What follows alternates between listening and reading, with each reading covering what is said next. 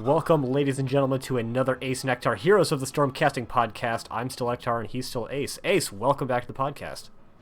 Hi, it's a playoff edition of the podcast, and it's exciting. It is exciting because we have two really strong teams today. We've got ReGen Phoenix versus Party Time, the number 2 and number 3 seed respectively. And in case you're wondering how we got to the map, you're probably wondering quite hard because I didn't actually update it yet. So let's go ahead and do that while we are still in the lobby. So you'll get to see it updated in real time. As the higher seed, ReGen Phoenix had the choice of first pick or map pick. They chose first pick. So Party Time banned out, bam, Cursed Hollow. ReGen then opted to ban out Tomb of the Spider Queen. Party Time banned out Towers of Doom. And ReGen banned out Brax's Holdout. And map number 1 is going to be the ever-popular Infernal Shrines as chosen by Party Time. Next season, can we just make a map pool of 1 and it's always Infernal Shrines, and you just play every game on that map? I mean, sure, nobody would object. I'm pretty sure Butte Holiday would actually, like, mutiny and never cast a game again, if that were the case. Sacrifices may have to be made. I mean, it would be really good for consistency, but Sure would. that is neither here nor there, as we are going into game number 1. As mentioned, on Infernal Shrines, chosen by Party Time. What do you think of this selection by them? It's kind of like your standard opening. Like if you go into a best of whatever, in this case 3, but anytime you go into a dropped out lobby, anytime you want to go into a set, you just kind of want to establish a baseline, and Infernal Shrines is really good at that. So you can figure out what kind of more specialty map you might want to work into after that if you lose, or obviously if you don't. Fantastic. You played it well. So we had a disconnect or a drop from the lobby immediately, so didn't even get into the first hero ban, so gonna be real easy to get the match reset up, assuming their internet is working fine. Yeah, substitutes are legal until the very first ban occurs, so that is be pretty wild. Big fact. But ban Infernal Shrines 5 ever. Mega Muffin. Oof. This is, being the most played map in NGS, you would generally assume that, most teams play on this map a lot, and, assuming they play in Storm League or Unranked Drop, whatever, that's probably pretty true, but ReGen Phoenix in particular has only played on this 3 times so far this season. I'd be curious to know, how that ranks among teams overall. For Infernal Shrines? Yeah, on, quantity of Infernal Shrines visits. Below average. I would imagine so. Rather below average. Impressive. Yep, so we have Bishop Mist back in the lobby. We've got the R's coming out from both sides. Gonna be getting back into Infernal Shrines version 2.0. Hold on a second. Who the heck is Cold Beer? Get out of here. Joined the lobby. Cold Beer getting kicked out of the lobby, but you don't get to see that because you don't see the lobby screen. Oh boy. Yeah. I mean, Cold Beer, good stuff, but not for the lobby. No, definitely for the casters though. Maybe that's why they joined when they did. Oh boy, I've got waiting for players just stuck across the dead center of my screen. Ooh, same actually. So it's going to be plastered across the stream as well. Hey, it's gone though. Hey, we did it. Alrighty. Well, speaking of rosters and Bishop Mist having troubles, we do have an interesting swap up here from ReGen Phoenix. Darbo currently out for this first game, and Recyclic is in. So, haven't seen much of him this season. Did get to meet him at BlizzCon, though. Yeah, so did I, actually. It was a good time meeting a couple of the ReGen folks. Recyclic playing, I believe, his second NGS game of the season on ReGen Phoenix. I don't know if he ended up subbing on other teams or anything like that, but everyone show their cats on stream before the match starts. I'm sorry, but I don't have any cats to show. I have 2 dogs. A Malthael ban coming out from ReGen, which isn't actually terribly surprising. Party Time has Malthael as their 3rd most played hero, so big target bans coming out. Yep, no Deathwing Ariel immediately. So obviously you would expect that from the going second team to go for the bans there. So ETC kind of interesting, but I've seen Mudge. I believe it's Mudge who plays ETC, and pretty good, pretty good. He is pretty good, but for the most part, ReGen Phoenix have a pretty wide hero pool at 43 individual heroes played, and ETC is not even in the top 5, nor is Johanna. Actually, no tanks are in the top 5. Wow, that's interesting. Actually, I'm looking at Hero's profile, and it's banned most by Hero's profile, so that's interesting. Let's see if they pick up an Ariel here. She did get nerfed. The Kilthas ban is not terribly surprising. Party Time plays a lot of Kilthas, and they've got a pretty high win rate with him as well, so I like that that ban. The Deathwing ban is maybe a bit surprising. I didn't recall them playing very much Deathwing. Perhaps they're just scouting it out. I did hear from Arrow that they're planning on doing a couple of interesting, maybe spicy things, and I always like the spice. Yeah, variety, spice of life, something like that. Works out pretty well. We like seeing cool stuff here. Cool Dan for Rabid Penguin. Great on Shrine Clear, great on Wave Clear, great overall. Give it a big thumbs up. Alarak and Ariel picked up. I just call that a good combination of heroes. I strong agree. Alarak can chunk out a ton of damage. He's got that displacement in a big way. Ariel also got some displacement, sometimes with a stun on it. And yeah, Rez got nerfed, but the rest of her kit was actually kind of fine. And Crystalagus is still a good ult, so I think Ariel, a little bit less first round ban priority, but still a very viable hero to pick up. Yeah, definitely. Just totally agree with that. Sonya also really good on the shrine point, and Mal'Ganis was performing quite well as a tank. Did get a little bit of a bop on the head with the nerf bat as of yesterday, so makes him a little bit flimsier. He lost 100 health and had an ult nerfed a little bit, but overall still good tank. Yeah, very good, and he's one of those tanks that is a bit at least his Q is on kind of a shorter cooldown. It's not the world's most impressive stun, but you don't need a gigantic stun to be really effective on these team fights. So just having a tank that has that consistent CC ability and the occasional really powerful CC ability with that Night Rush just makes him a really flexible kind of a tank. Still have Johanna available for the side of Party Time, and I'd be shocked if they didn't, to be fair. Yeah, honestly, at this point. Unless they want to go into something like really specific, which would be kind of cool. Yeah, I wouldn't argue with that. I like seeing that. There's Johanna. There's a Rainer. The recently buffed Rainer. All of his level 1s got better yesterday.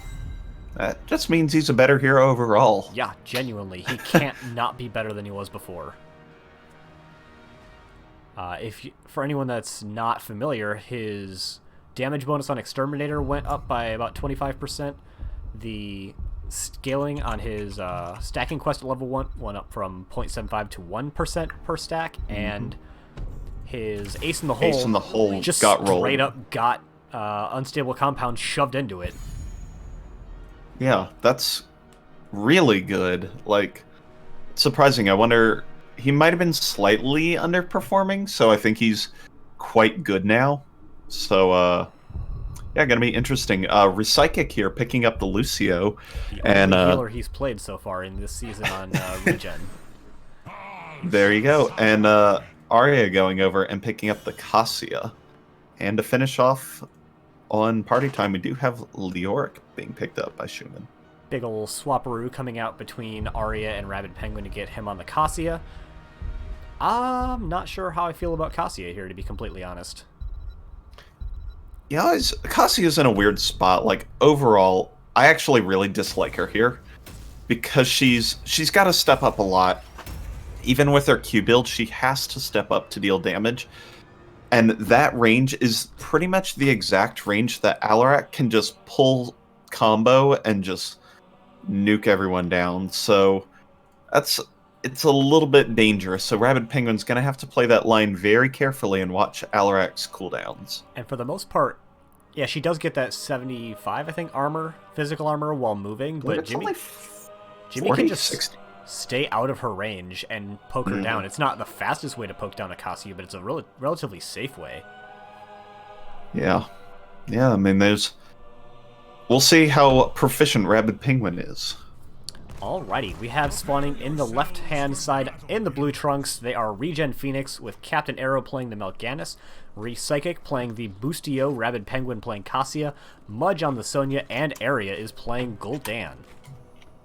And in the red trunks on the right side of the map, we do have Party Time, Ikib on the Rainer, Sealyman on Ariel, Bishop Mist on Alarak, Schumann on Leoric, and Chess Clue on Johanna. So checking out the level 1s, we do have Q build coming out from the Cassia, which is... I don't think it's the most standard, but it's a fine build. E build coming out from the Gul'dan, no auto lose level 1 from Melganis, actually going straight into the bottom lane. This is a bit of an interesting choice from ReGen. Been a bold strategy from Arrow, but we'll have to see if that had a chance of paying off as Johanna face checks Bush and catches a stack of Corruption. Yeah, this does mean that ReGen might lose a little bit of XP in the mid lane for their antics, as the... nope, Rabid's going to be there in time. Ooh, decent combo coming out onto Arya. Bishop Mist in a bit of a rough spot. Doesn't end up getting put to sleep, though. Just gets the stun, and kind of even trade on both sides. A little bit more damage out onto ReGen Phoenix, but shouldn't be anything that matters in the long run. Yep, as we do see the pretty standard 4-1 rotations going out. We'll have to see when the teams opt to pick up their camps now that they are available at the 1 minute mark.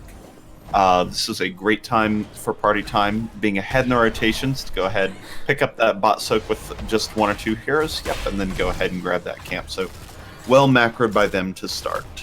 The increasing clarity, I think, is the least standard of the level 1s coming out for either of the two teams. Mudge is dead. Ooh.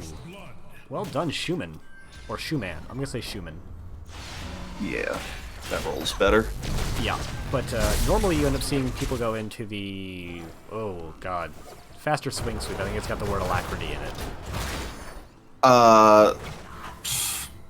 Alacrity, you've ruined me now. But yeah, opting to go into the stacking damage instead of the faster swing can definitely give her some energy faster into the late game, but it makes you maybe a little bit less safe because you have to spend more time as those tendrils come out. As we do have the bottom camp being attempted by the side of Party Time, as we have Arrow already scouting them out. Rabid Penguin is here to see if they can make something happen. Arrow getting a nice sleep out onto both. And actually, Sealyman wasn't on the point, so he's not able to contest and ends up taking a pretty decent chunk of damage and spend that whole yellow bar to just kind of undo what Arya did. Oh, it's just Swift Sweep, Ektar. That's Swift it. Sweep. Alright, I'll have to look up what talents have alacrity in them at some point later. We did have a bit of a weird kind of invade coming out from Leo and Alarak, not actually finding anything too significant, as we do have Sonya is starting to take the Berserk camp in the top lane, but quietly ReGen Phoenix are down about a half a level just on macro. And a kill, admittedly, but mostly on macro. Yeah, the kill led to some miss soak. They have the bottom camped as far as XP leads, so yeah, it's just mainly that kill, and we'll have to see. It shouldn't make too much of a difference unless this fight starts to go long. What will make a difference is this bruiser that Schumann's going to have to clear up in the top lane while the fight's beginning in the bottom. Yep, Arrow coming in for the Night Rush, immediately getting stunned out by Johanna, though. He's going to lose out onto that CC. Popping the Iron Skin is able to walk away. Arya's got the Corruption down at this point, so they're a little bit less scary. And they have the level 4s, obviously, for both teams. Still about a half a level lead for Party Time. Sealyman still able to put out a ton of healing as long as they can get a team to group together. We do have the Detainment Strike quest coming out on 4 for them, so they're going to be trying to get extra wall bangs, just like Diablo would be. But we've already got about a 20 defender lead for the side of ReGen, as Leo is just getting here for the first time. And they already have to trigger the objective. They only need 1 at this point, and they have the damage to just lob it over the wall at some point. Although they did get the kill out onto Cassia, that is still going to be the first objective going out in favor of ReGen Phoenix. Yeah, I have to, I don't want to jump builds too hard because I you know, people have different preferences of styles and all this stuff, but I really have to wonder Ghastly Reach over Neil Peasants. Neil Peasants is insane, and it allows for that wave clear that would have cleaned that up probably about 10 to 15 Shrine Monkeys sooner. So, while the Punisher literally didn't get anything, still could allow them to engage a little bit better or a little bit sooner in the future. They may have actually gotten negative value on that just because they might have missed a couple of minions. So, yeah, or committed and died for it. Yeah. So we still have about half a level lead for the side of Party Time. That bottom wall should be relatively easy for them to take at some point, but until they do, actually genuinely no value gotten off that first objective. Other than maybe Sonya got to split soak a little bit, and without Neil Peasants, Leo cannot double soak. No, that's a mandatory talent for double soaking, so we'll have to see if ReGen Phoenix wants to pressure bottom lane and let the double soak happen or not. As we do have almost a full level advantage now coming out. Yeah, we do have Leo coming in to see if they can try to make this into a 5v4. Sonya possibly not having identified this is not rotating out and staying just in the top lane. Leo is now definitely seen in the mid lane, but it doesn't look like Party Time is actually able to do anything with that 5-man advantage that they have other than force Arrow to tap. Rabid Penguin and a little bit of rough spot, you are right, it is only 40 physical armor. That must have got nerfed probably a while ago, completely honestly. I think it's always been that, or something very close to it. But nonetheless, we have seen who's it? Bishop Mist starting to stack that Show of Force talent. He does have 5 hits on that already, and that's gonna increase his sadism a little bit, but he is just landing combos. Even if it's not resulting in anything significant right now, he's landing combos and putting pressure onto ReGen Phoenix. As Arrow does take now a lot of damage. Ults are online with the Hyperion coming in for that good old siege damage. Rabid Penguin gets pulled in, takes about half their health. Post-tap, Arrow's actually in a lot of trouble. Lives with the 50 armor just barely, but wow, Party Time's doing a lot of putting out a lot of pressure and doing a lot of damage to this bottom fort. And while this was happening, ReGen was trying to get some of their XP differential back by having Sonya split out. And as we said, really Leo can't actually do anything. We do have the level 10s coming in online after a big sleep coming out from Arrow. Ooh, the Gul'dan with the Horrified does try to get the follow-up. Ceiling Man gets brought down pretty low, but is able to heal themselves up again.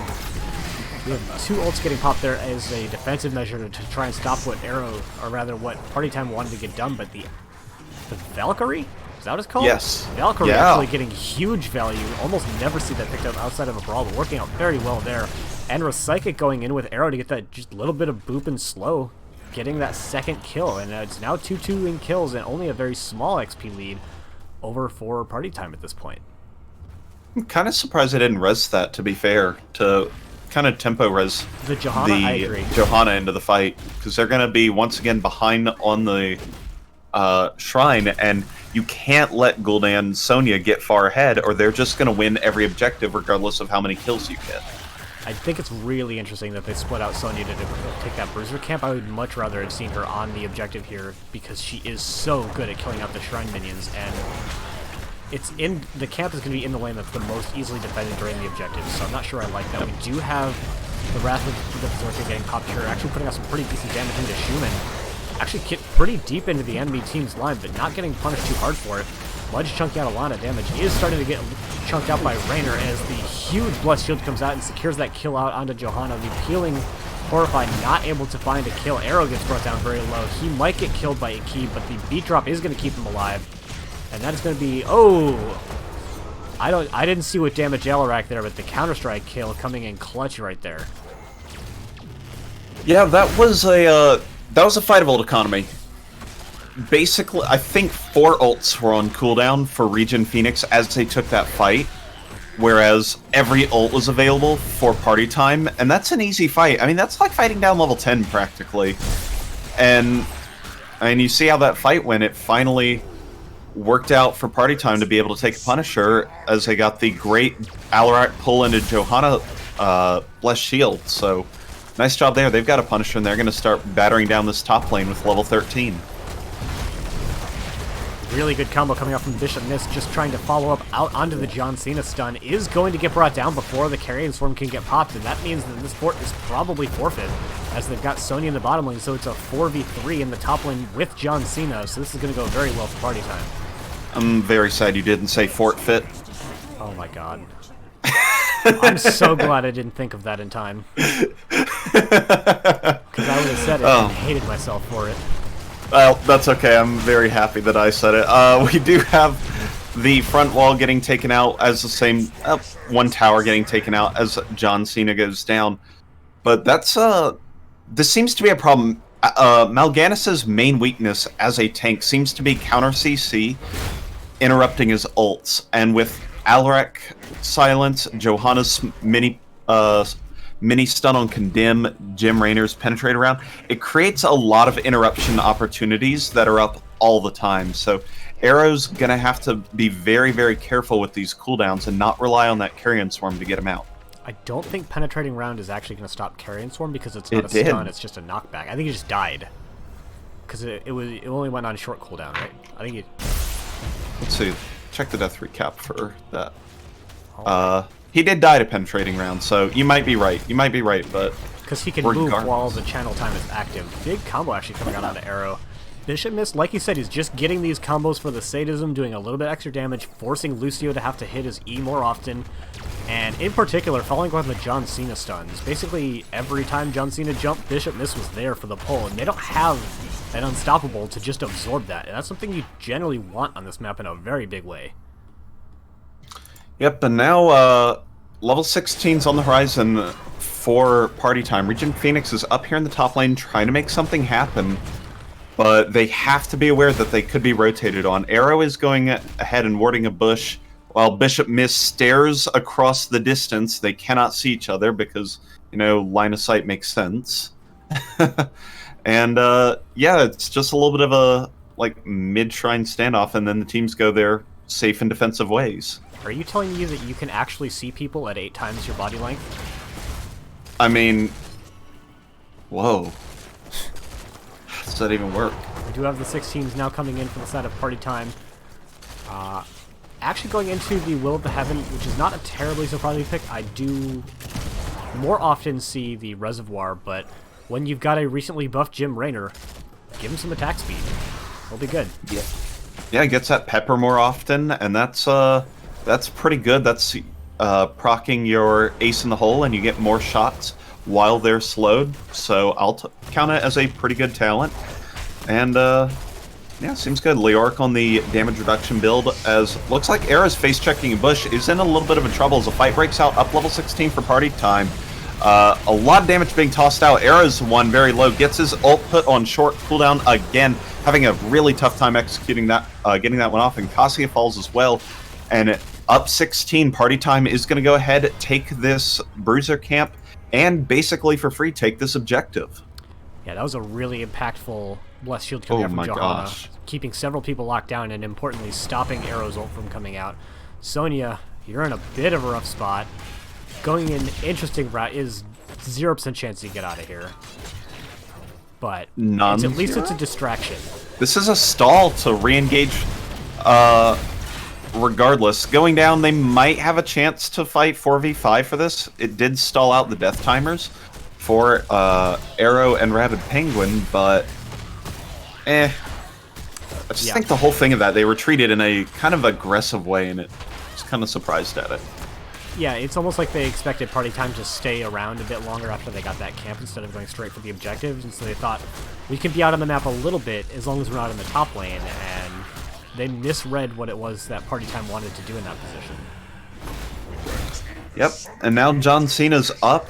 We'll see party time. Let's see if they try and break down a wall or do something to be able to follow up on John Cena stunts like they have this entire time.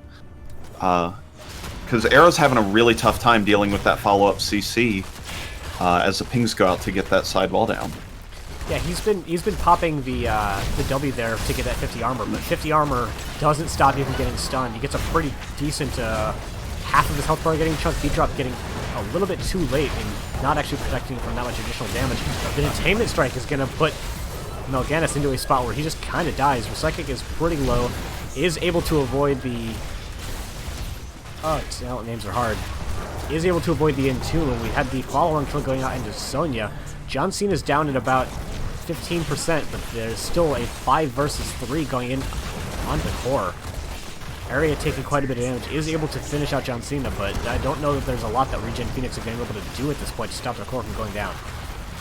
Yeah, it's dropping down below 10%. With all the members of Party Time up, they'll be able to finish off the core in dominant fashion and take game 1 here on Infernal Shrines. Yes, Mega Muffin, I believe there were 0 completed quests over the course of that game. Not once did they get that satisfying boom. Oh. Yep, we didn't have the Subdue get picked up, or get cleared. The increasing clarity and the repeated offense were both not completed. I don't recall about Echoed Corruption. Someone will have to check the replay on that. I don't remember it getting a lot of value, but... I'm trying to check the stream to see if you had it up at the end. But... yeah, I'm surprised, just how much they're able to punish the Mal'Ganis tank of Arrow. There was nothing that he could do pretty much that entire game. He just got CC'd to death every time anything happened, and that is the big weakness of Mal'Ganis. And to be completely fair, that's what we've seen in most games that we've casted that had a Mal'Ganis in it this season.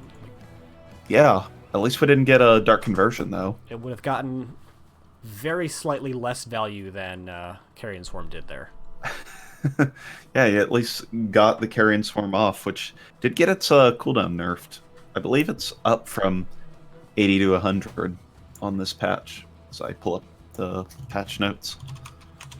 So, Ace, you are Arrow in this situation. What decision do you think is going to give you the best chance of winning Game 2? Probably go cast another game. To be real honest, if I'm Arrow in any situation, I'd just go and cast a game. Reasonable. He was casting like an hour and a half ago. I know. Guy's Right, insane. It's like, he's got like a match coming up, and he's like, I guess I'll go cast a game. Let me check their most played maps. BOE, Dragonshire, Volskaya. Those all seem good, and I think first pick priority is a little bit down. Maybe it's me being a little biased towards comfort maps, but I feel like, especially in this league, comfort maps matter a lot. So I would be going to one of those 2 maps, BOE or Dragonshire. And I'm going to go ahead and join game and find them on Sky Temple. Picked by Party Time.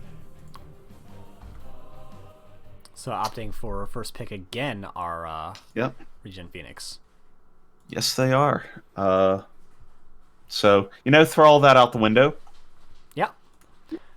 Going on They've to played... Sky Temple, one of the least played maps in NGS. Deservedly. What? I mean... It's not bad. It's not a bad map, it's just an old map.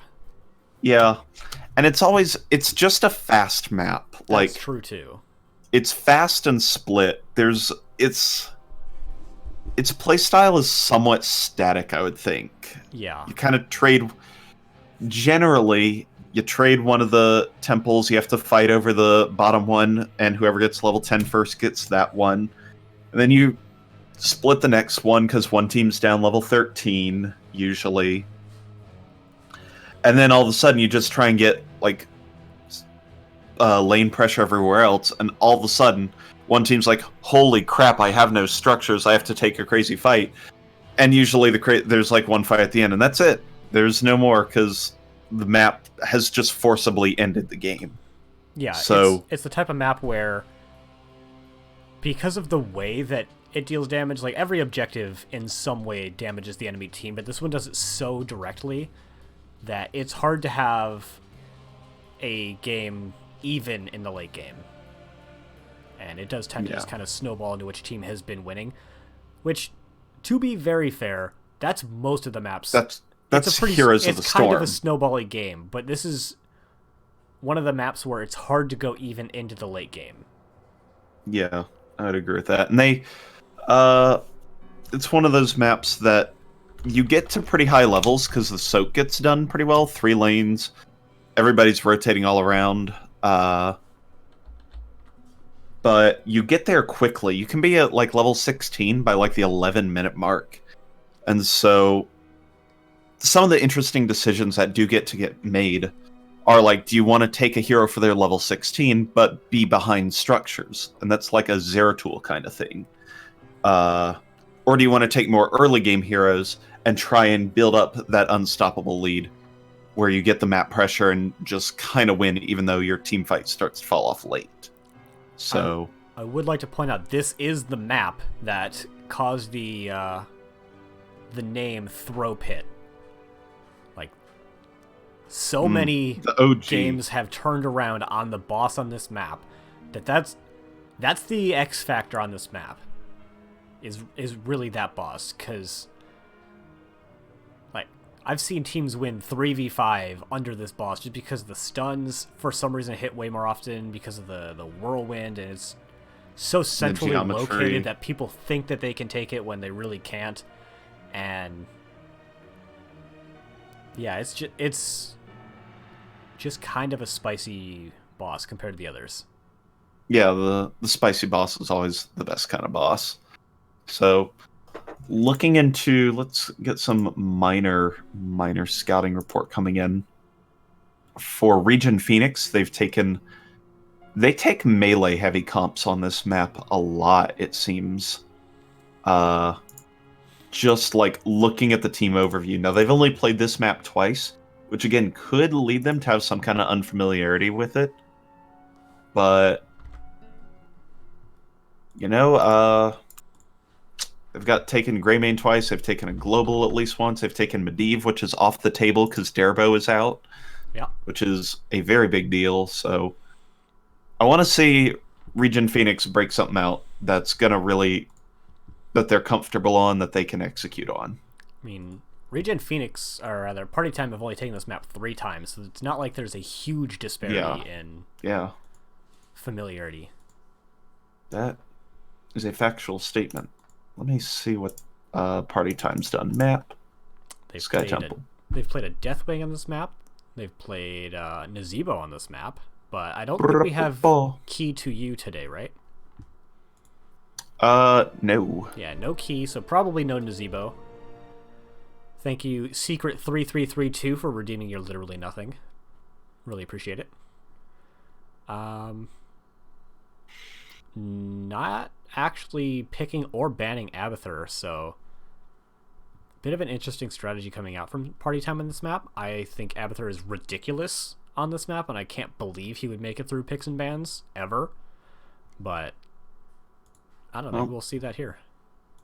Well, you know, I'm looking at ReGen Phoenix. They've never picked or banned or had Abathur banned against them. So, you know, who knows? So nuts to me that you wouldn't pick or ban Abathur here. Like, yeah. I think he's first ban worthy on this map. Genuinely. Yeah, he's the only hero in the game that reverses the objective. That's... Yeah. What? It's so insane. Wild. Like, Mule is so strong on this map. Plus, it's one of the maps where when the objective happens, you know everyone's going to go there. And because this map is relatively big, body soaking is still a thing that you can do on this map. Like, Abathur lost a little bit of value with not being able to body soak in bushes as well, but I mean, it's not actually that hard when you can see 5 members in the bottom lane during that second objective. You just exist in the top lane, and unless they have like a stage dive ETC or something, what are they going to do about it? Not a whole lot is the correct answer to that. So, yeah, same bans coming out so far for both sides. Oh, what? Era's team did pick this map. I'm crazy, because they have a second pick. Alrighty, way to lie to me and the stream. I can't believe I'd do that. I'm genuinely surprised. I just thought, you know, whatever. Yeah, so... Valorant getting respect banned. Thumbs up. Yeah, I think that was a really big catalyst to Party Time's victory in game number 1. Ana as the first pick, that's kind of a surprise for me. Not that they don't love Ana, but yeah, I just don't know that first pick. She personally is first pick or ban worthy. Like, Ariel's up. Yeah, and maybe Ariel isn't first pick or ban worthy, and maybe Ana is so instrumental to this strat. But I see they like to pair Ana and Malthael, and I'm pretty sure I see a Malthael in the bans still, so, I mean, you know, I can't pick them. Monkus Beaver, show me Juice Pirates. Well, Please, with yes. the Lucio, I can't imagine that they're going Juice Pirates, and with the Ana, I can't imagine them going Juice Pirates. It's disappointing. Both those heroes have fantastic siege damage. They really, really don't. Yeah. Gul'dan and a Nubrak would be fine in a Juice Pirate situation. Why? I think they might have sniffed a Choban out. I think that's actually a good pick. You know what? Yeah, okay. I think they nailed it. Okay. I think they nailed it. But why not ban Gaul? That's the real question. That's a good point. We do have a Bancho team. I'm not in the draft screen, am I? That's a damn shame. Nope. If only we could see it. Yep. That's okay. It's a radio draft. What? You expect excitement here? Like, hello? It's a draft screen. If we say everything, you can just picture it. It's perfect. Yeah. I do think that Ana might be better than Ariel, but not that much better.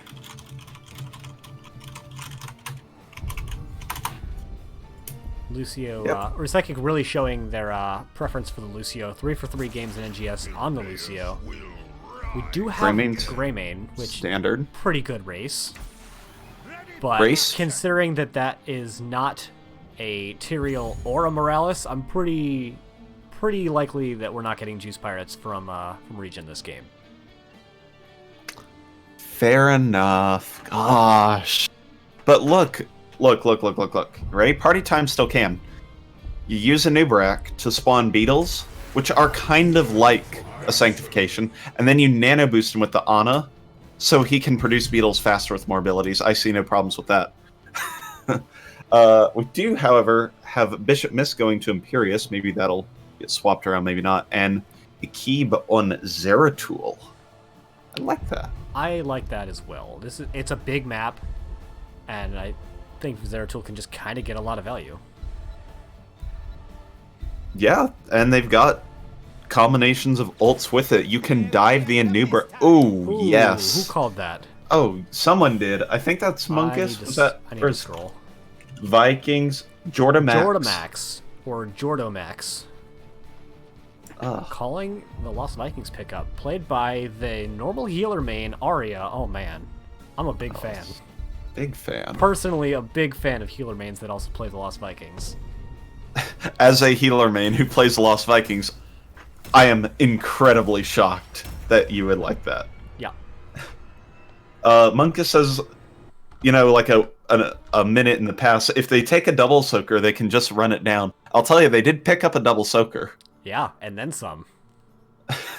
And I actually really loved that strategy. The Lucio, I think, makes sense in that strategy because you have not quite manaless sustain, but you don't have to do anything to also heal the Viking that's in that lane that you're in. So I'm always a big fan of picking up a healer like Lucio or Stukov, someone that can help the Vikings without expending any real resources.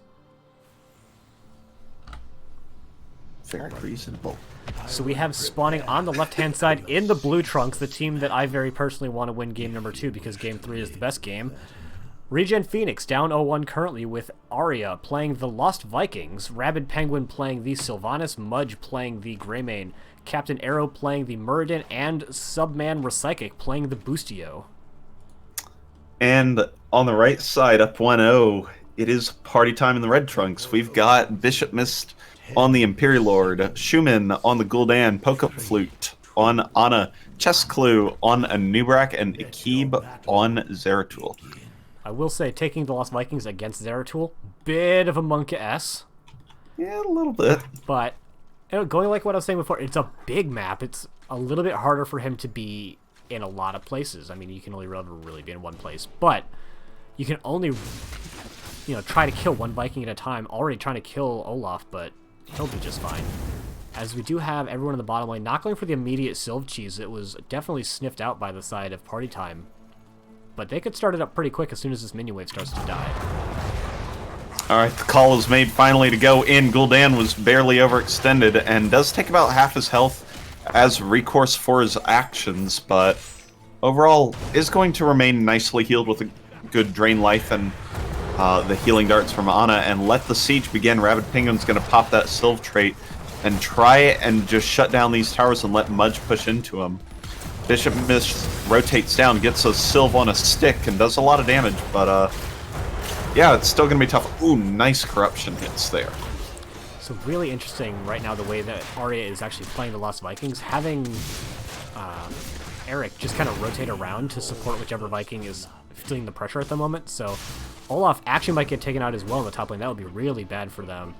Is going to stay alive, and so earlier we had Arya have Eric in the mid lane to help out against the Imperius, and then rotated him top to help against the Zeratul.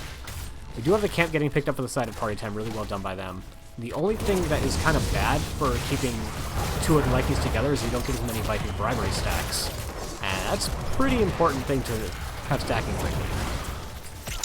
Yep, but with the heroes in the bottom lane, it wouldn't be difficult to take them out, so not unreasonable to make sure they guaranteed don't miss soak in two lanes pretty much.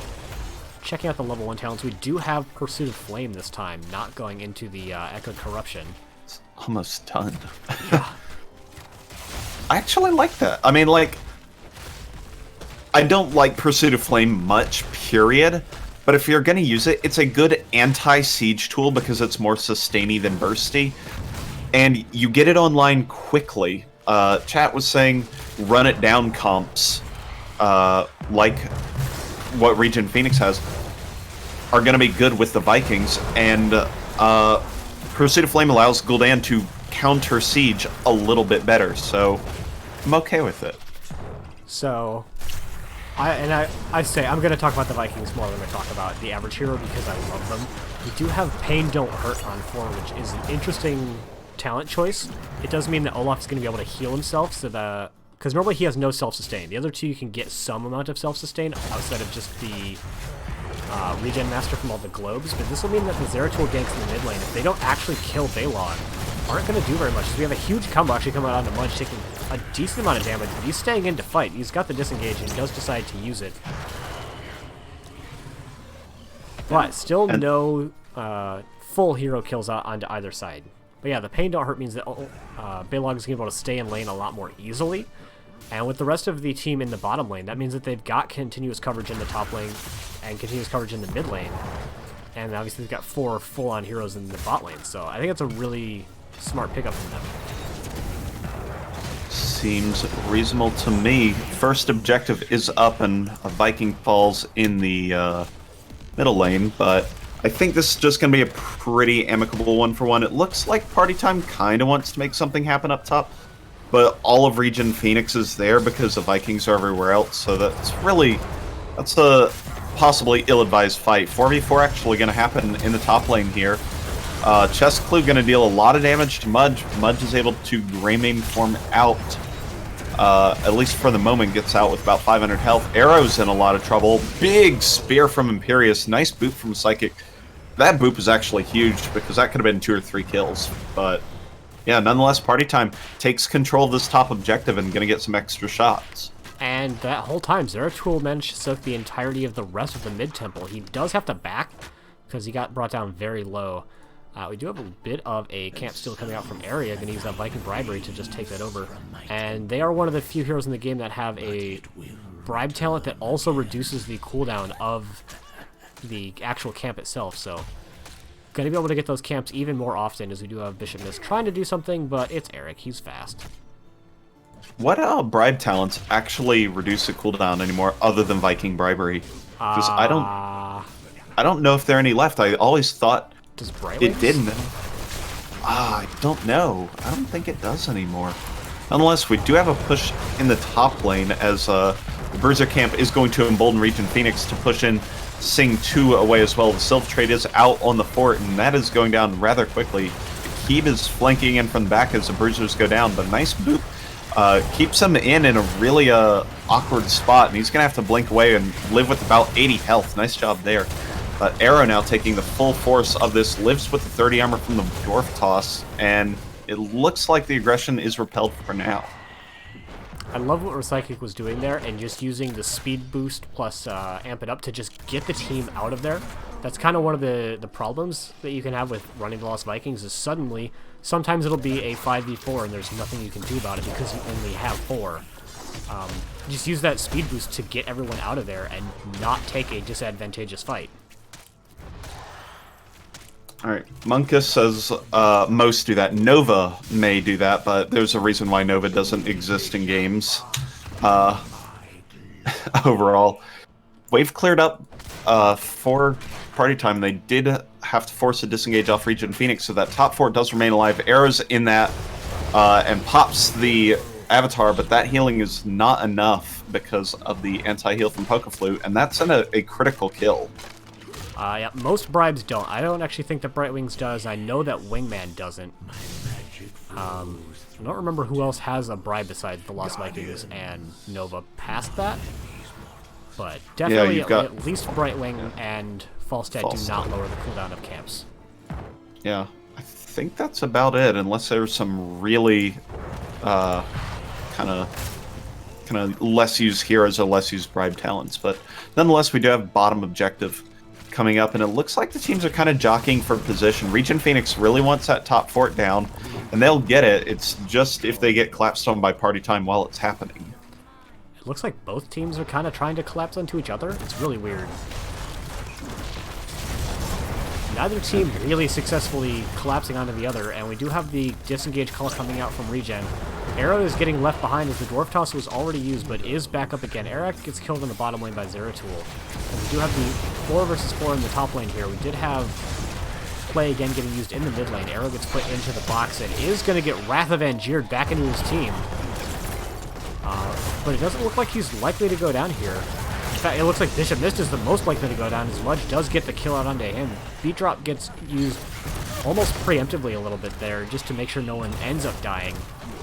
Winning the 4v4, but not able to take the bottom objective because Zeratul is still there. However, they're still actually soaking the mid and the bot lanes. Yeah, there's a half-level lead for ReGen Phoenix. Structurally, it's kind of similar. The full fort is down in the top lane for party time, but I would call that 2 half forts dead. So as far as the objective is concerned, both teams about at equal siege damage. Akib actually gets hit by the Stormbolt. Mudge, though, going to be the one taken out, and Akib actually does end up getting taken out in the back by, I believe that was a Sylvanas dagger. Yeah, I believe you're correct, but they rotated up and only traded even, which means the Lost Vikings are trading advantageously, so not the way that I think Party Time wanted that engagement to go. Yep, they need to start gaining bigger advantages as they can. Zeratul, though, will be a very big key to this, being such a late-game hero. He did go into the Might of the Nerazim, kind of that one-shotty build, so he can just walk up to someone post-20 and just will them dead, pretty much with no abandon to anything. Alright, so I wasn't going to comment too much on not picking up Spin Twin and instead going into the Balog the Fierce, but I will definitely comment taking a hunk of Burning Olaf instead of Jump. Jump is so good, especially when they've got someone like a Zeratul that can just kind of walk at and do a ton of damage to one of your Vikings.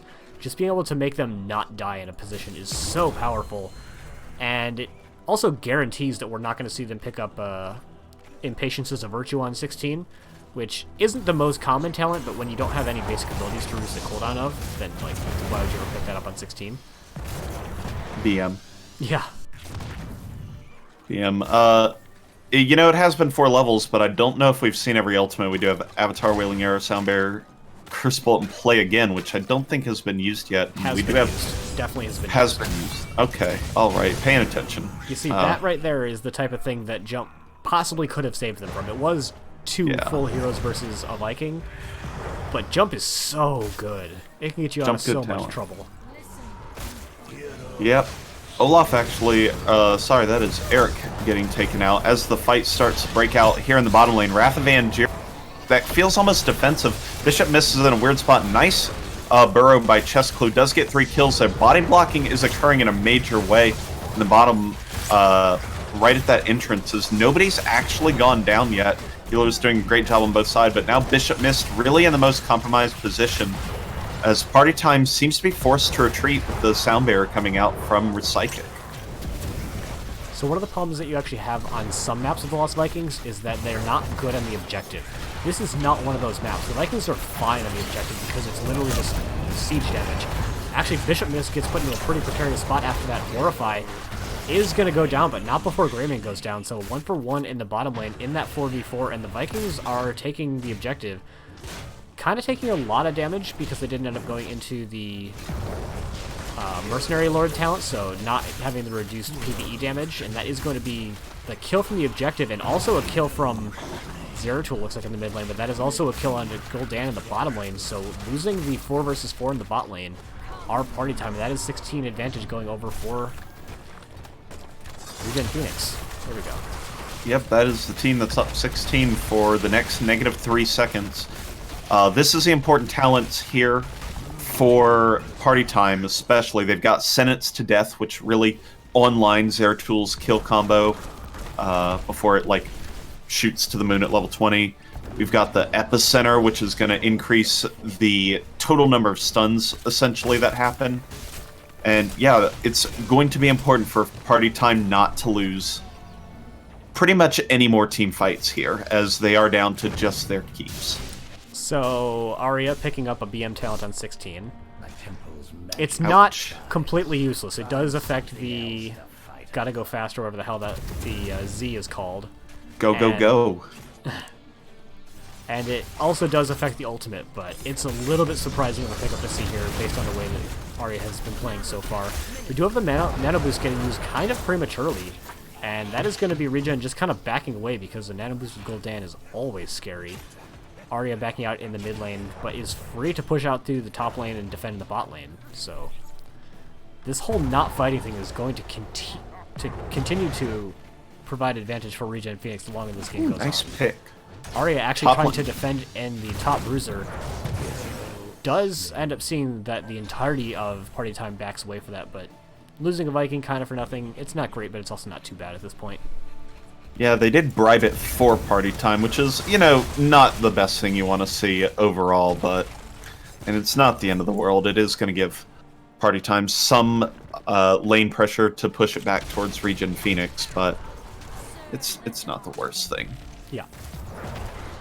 It looks like Party Time are sharking around, trying to take a fight at this point, knowing that they have their whole team with them, trying to find some advantage. Finding Area does get the slash, but only bringing them down to about half health. Is able to walk away. Arrow getting stunned out by the Imperius, using the Dwarf Toss in a really clever way to get themselves onto the other side of that wall. Greymane is the next to get picked up. Is able to disengage. Bishop is going back in with the Celestial Charge, is going to secure that kill out onto Greymane. A lot of damage coming out. Recycling doing what they can to keep them topped up, but 1-for-0 trade in favor of Party Time right at the start of this objective can actually put them into a really good position going forward. Is it much of a trade if it's a 1-for-0, though? That's just like giving or stealing. Something for nothing. Yeah, that's the old StarCraft reward cheat code. That is a lot of resources for you. No, a lot of resources to show me the money. Something for me was... my God. Upgrades. Just a little bit. It was +1/1 upgrades for everything. Don't worry about it. Alright, Temple's up now in both lanes. Akib gonna go ahead and pick off one of the Vikings and uses the extra blink to get out, I believe, as it looks like this is just a 1-for-1 split on the Temples for now, and that's fine, as ReGen Phoenix is going to go ahead and inch towards those level 20s as Party Time pushes in here in the top lane. Yeah, a lot of damage coming in and not a lot of defense for ReGen Phoenix, as it's only the Vikings and Mud Shear for these defense against 3 heroes and a pair of Bruiser camps, or what's left of them. And that is going to be top keep falling with the assist coming up from the objective in the top lane. In the bottom lane, we do see it keep trying to do something, but against the combined might of Arrow and Rabid Penguin, isn't going to actually be able to do a whole lot. Even though Rabid Penguin is low and Akib could probably bring them down, Arrow is not going to let that happen. I think Akib was actually trying to prevent the back for quite some time. He's just kind of dancing in and out of that fight, just to prevent them from backing and defending that keep. So I think that was a little bit more clever. Well done there by Party Time, as they're now posturing around these camps in the bottom lane as both teams are onlining their level 20s. I've genuinely never seen checkpoint reached taken, so I'm interested to see how Arya is going to try and get value with that ult upgrade at level 20. I think we're in a bit of a scary position actually for ReGen Phoenix, as they got to 20 slightly earlier but weren't able to do anything with it, and that's the real advantage you get from Vikings, is getting talent to your advantages. A lot of damage coming out onto Rabid Penguin. They're going to be the first to fall. Resecond getting chunked out decently hard as well, and that should be the disengage call from ReGen Phoenix. Arrow taking a lot of damage is going to get the charge. The beat drop is going to save them, but only for a moment. Avatar form does come out and is able to save him the rest of the way. It looks like he popped Rewind there. I'm not entirely sure what that was about. Possibly thinking he might need another Dwarf Toss to get out of there alive, but that is going to be the 1-for-0 kill and the immediate boss call from Party Time. Yeah, that was a little bit of a missed engagement by ReGen Phoenix, and the Sylvanas there, Rabid Penguin, got really punished for it. I think they're lucky they didn't just lose the game immediately there. The extra combined 5,000 health from the barrier and the Avatar were able to keep Arrow alive, but they're in a rough spot. There's going to be a 5-man push down here in the bottom lane with 2 Siege Giants and a boss and an objective spawning, so there's a lot of things that could go wrong. We have a Demonic Circle, Akhtar. We sure do, and it is a good ability. And that's all we'll say about it. Yep.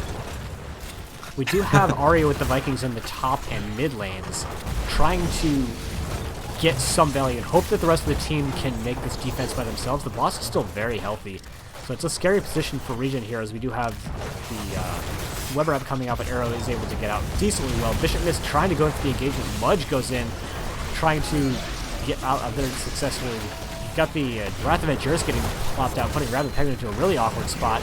That is going to be the kill going out onto Greymane, and the core is starting to fall, and that is going to be the 2-0 victory in favor of Party Time.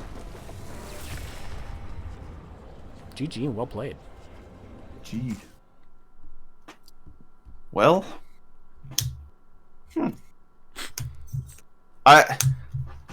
There's a lot to make from that game. There's a lot to make there.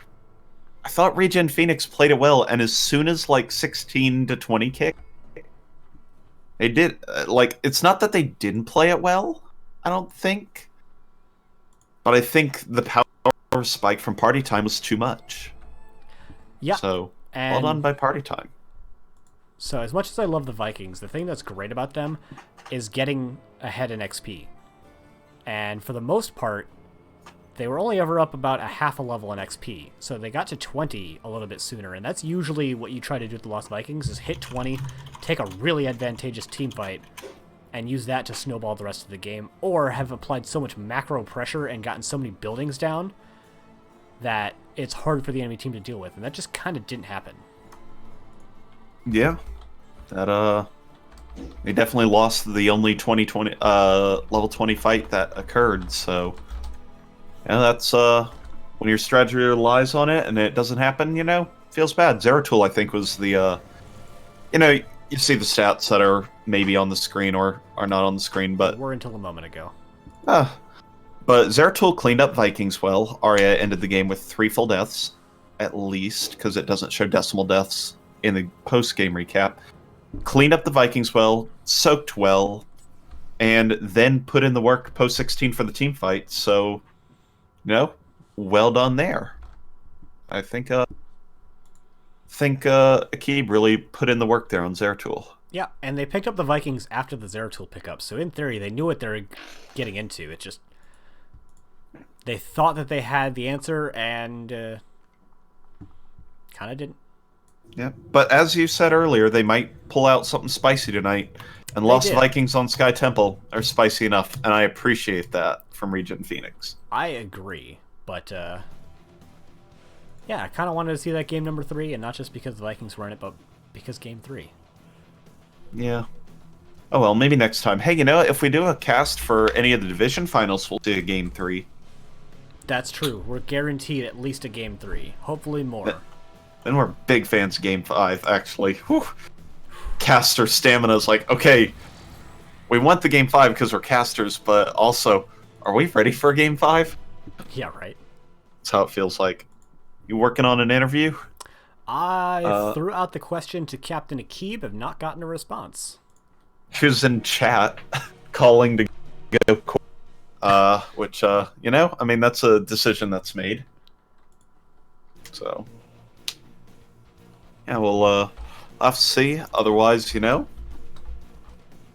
good series overall, for sure. Yeah, I don't. What's the bracket look like? It looks like they have not yet determined who is the victor between Saltskill Murgles and Bread Rising Yeast Sports, who took the somewhat surprise upset victory over the number 1 seed Phoenix Rising Onyx. I want to say Ruby. Ruby. Too many matching team names. Gemstones, yeah. Gemstones and ReGens. All right, so we're going to hop over into Lobby 1, see if we can't get Akib in for an interview.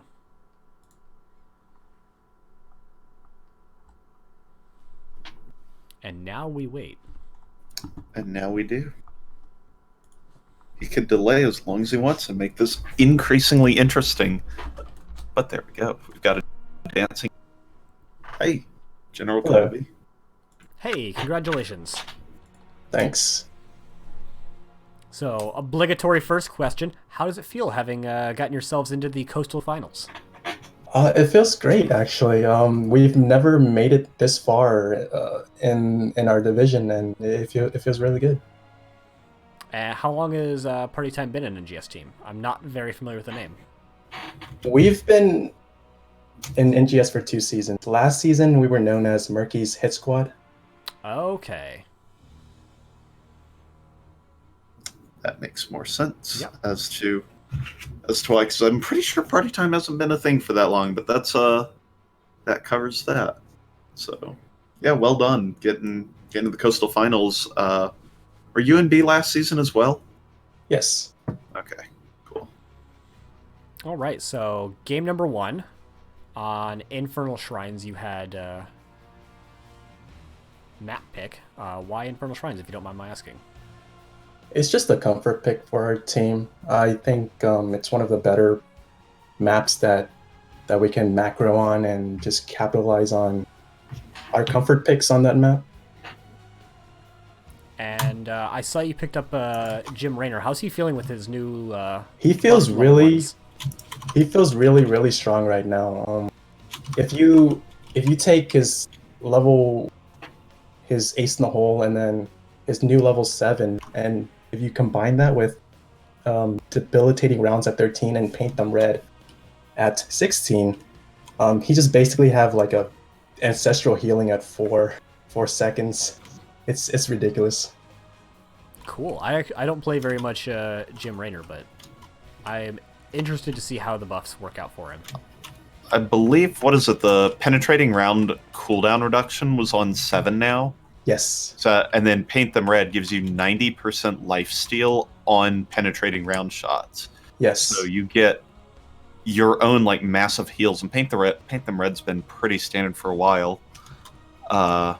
So yeah, that sounds dangerous. Murder was saying in chat as well. Jim Raynor is kind of insane right now. Yeah, so I think he's gonna be first ban like in the upcoming weeks. That's my prediction. Ectard also gives us a chance to sing some Tassadar Jimmy. Ooh, I would like that. Yeah, honestly, map 1 felt kind of in your favor for most of that game. So I don't think it's all that interesting. Let's go into map number 2, where a lot more fun stuff happened, in my opinion.